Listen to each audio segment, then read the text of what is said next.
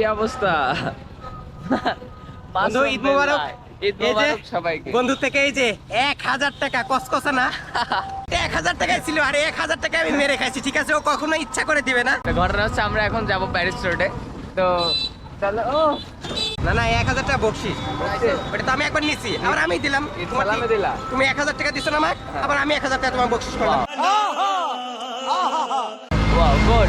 তো ঘটনা হচ্ছে এখন আমরা যাব হচ্ছে প্যারিস রোডে।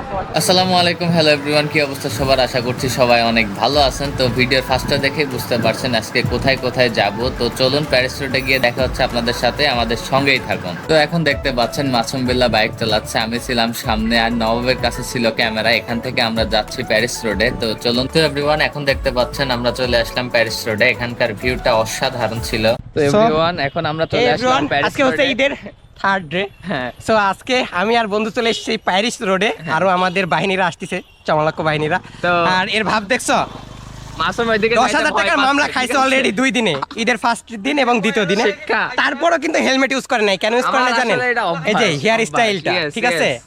Hair আর আমার style- হেয়ার স্টাইলটা নষ্ট হয়ে গেছে। মাসুম কিন্তু ওইদিকে যাইতে ভয় পাচ্ছে, মেয়েরা চেপে ধরবে তো। ট্রেন্ডিং এ যে শার্ট বাট কিনলা, কয়টা মেয়ে পটাইছো বলো? কন্ট্রোল। কয়টা পটাইছো? ভাই ভাগ্যে একটাও জুটে নাই ভাই। একটাও জুটে নাই, কথা বললা। টেডি প্যান্ট শার্ট কিনছো, কেন জুটবে? জুটে নাই ভাই। नहीं এসপি ক্রিয়েশন একটা কন্টেন্ট করছে, কপালে লেখা নাই ভাই। अरे कहना क्या चाहते हो? কপালে লেখা নাই? আরে জুটবে জুটবে, নো প্রবলেম, যেহেতু কিনছো অবশ্যই জুটবে ইনশাআল্লাহ ভাই। ওকে। তোমরা কি মেয়ে দেখতে আসছো নাকি? মেয়ে দেখ। এভরিওয়ান এখন দেখতে পাচ্ছেন পাবনা থেকে বন্ধু শরীফ চলে আসলো এবং তুষার সহ সকলেই চলে আসছে এই মুহূর্তে। তো আমি তাকে বলছিলাম যে এত দেরি কেন হলো। তো তারপর এখান থেকে সবাই একসঙ্গে রওনা দিলাম আর এদিক ওদিক চারিদিকটা একটু ঘুরে দেখতেছিলাম, কারণ অনেক মানুষ ছিল।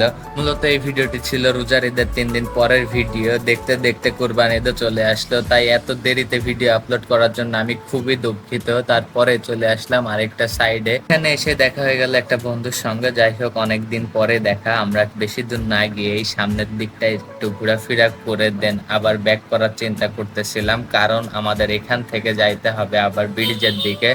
তো আমরা আর বেশি দেরি না করে বের হওয়ার চেষ্টা করতেছিলাম, সকলে একসঙ্গে বের হয়ে রাস্তায় চলে আসলাম। দেন এখন আমরা যাব ব্রিজের ওই দিকে।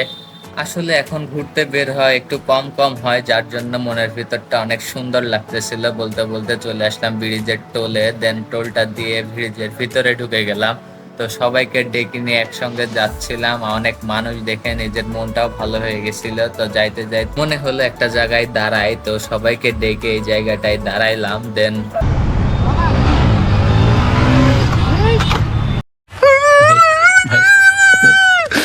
এখানে একটা বড় মিসআন্ডারস্ট্যান্ডিং হয়ে যায়, প্লিজ এগুলো করা থেকে বিরত থাকুন আপনারা।